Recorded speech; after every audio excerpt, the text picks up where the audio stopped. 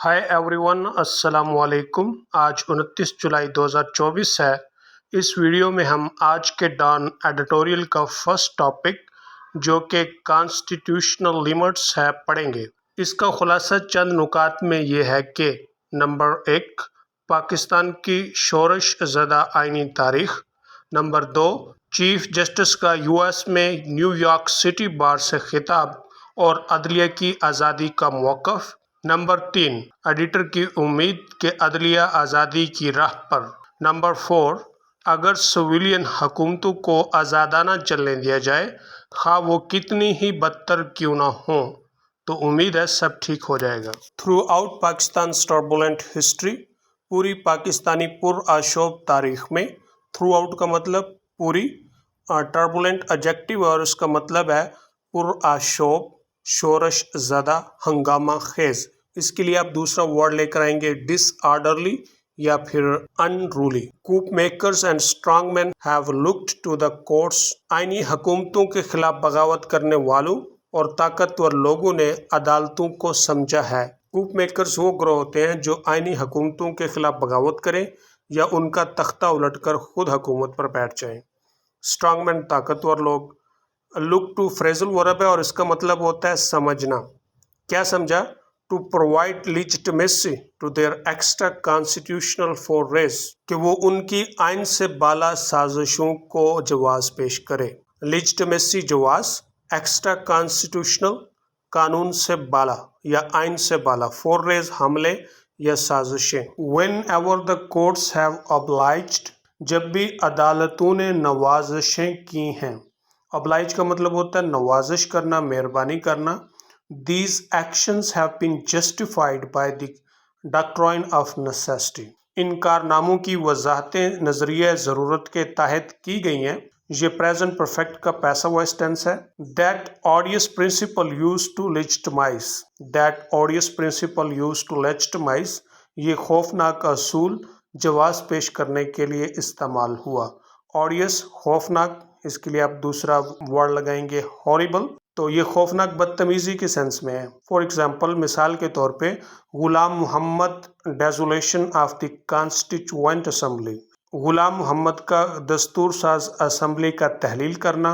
And later the Sikandar Mirza Ayub Khan military कूप, और बाद में सिकंदर मिर्ज़ा की हुकूमत को अयूब खान का फौजी हमले के तहत तख्ता उलटना। तो ये दो रेफरेंस दिए गए हैं, यानी कि पाकिस्तान की तारीख से। तो जो पॉलिटिक के स्टूडेंट होंगे, जो तारीख के स्टूडेंट होंगे, वो तो ज़रूर इन वाक़यात से वाकिफ़ होंगे, लेकिन जो बाकी स्टूडेंट हैं शायद वो इनसे अच्छी तरह से वाकिफ़ ना हो। तो यहाँ पे मैं एक बहुत ही अच्छी किताब रेकमेंड करता हूँ जो पाकिस्तान की तारीख को समझने या पढ़ने के लिए बहुत ही अच्छी किताब मानी जाती है। वो है शहाब नामा, जो कि कुदरतुल्लाह शहाब की तरफ से लिखी गई है। कुदरतुल्लाह शहाब कौन है? कुदरतुल्लाह शहाब गुलाम मोहम्मद से लेकर जुल्फ़िकार अली भुट्टो तक इनका पर्सनल सेक्रेटरी रहा है।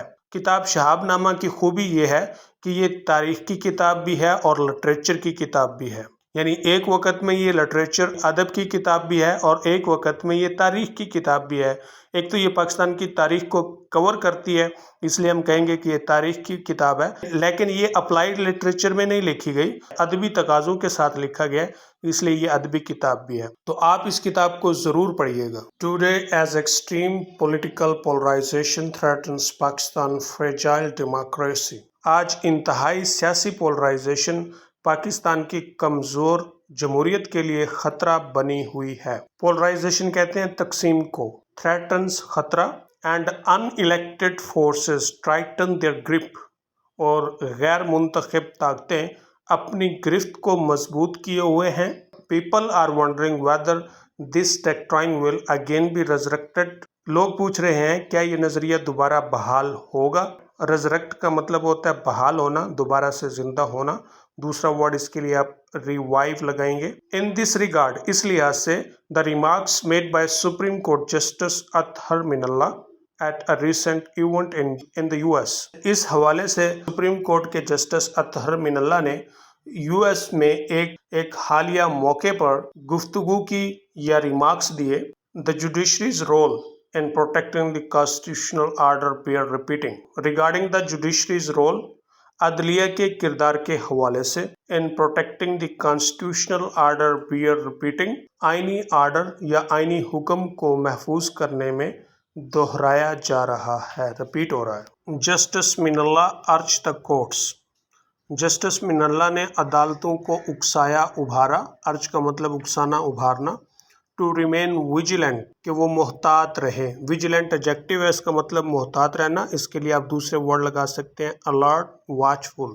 Where defending the constitution was concern, جہاں تک آئین کے دفاع کی بات ہے، ہی ایڈڈ، اس نے مزید کہا، that mistakes in this regard had been made by the higher judiciary in the past۔ اس نے مزید بتایا that mistakes in this regard had been made کہ اس حوالے سے جو غلطیاں ہوئی by the high judiciary in the past اعلیٰ عدلیہ کی طرف سے ماضی میں، and that if the SC failed to protect the basic law، اگر سپریم کورٹ بنیادی قانون کو تحفظ دینے میں ناکام رہی، then judges are committing misconduct، پھر جج خود غلط کر رہے ہیں۔ misconduct کا مطلب غلط یا بدسلوکی۔ These frank admissions and stark warnings should be heeded especially by state institutions۔ ان دوستانہ داخلوں اور سادہ تنبیہات کی طرف توجہ دی جائے، خصوصاً ریاستی اداروں کی طرف سے۔ stark کا مطلب سادہ یا ننگی، اور اس کے لیے دوسرے ورڈز ہیں bleak، plain، bare۔ There can be no compromise، کوئی سمجھوتا نہیں ہو سکتا when it comes to respecting the constitutional order، جب آئینی حکم کے احترام کرنے کی بات آئے گی، and their lordships have duty to protect the document، اور ان کی حاکمیتوں کا فرض ہے کہ وہ ڈاکومنٹ کا تحفظ کریں۔ It seemed that after the epic struggle between general Musharraf and justice Iftikhar Chaudhry, لگتا تھا کہ جنرل مشرف اور افتخار چودھری کے درمیان جو جنگ جوانہ جدوجہد ہوئی، ایپک ویسے تو لٹریچر میں ایسی پوئم کو کہا جاتا ہے جو بہت لینتھی اور جس میں یعنی جنگوں کی بات ہوتی ہے، تو یہاں پر ایڈجیکٹو کے طور پہ استعمال ہوا ہے یہ ورڈ، اور اس کا مطلب یہ ہے جنگ جوانہ۔ The doctrine of necessity had been buried، کہ نظریہ ضرورت دفن کر دیا گیا ہے۔ Yet as things have developed since، لیکن تب سے پھر بھی کچھ باتوں کی پیش رفت ہوئی ہے۔ It is clear that this doctrine has multiple lives، یہ بات تو واضح ہے کہ اس نظریے کے بہت سی زندگیاں ہیں۔ What gives one hope is the fact، جو کسی کو امید دے سکتی ہے وہ یہ حقیقت ہے that conversations about protecting the constitutional order are taking place، کہ مباحثے، گفتگویں آئینی آرڈر کے تحفظ کے متعلق ہو رہی ہیں، even in suffocating atmosphere، حتیٰ کہ دم گھٹنے والے ماحول میں۔ suffocate کا مطلب ہوتا ہے جس میں دم گھٹ رہا ہو۔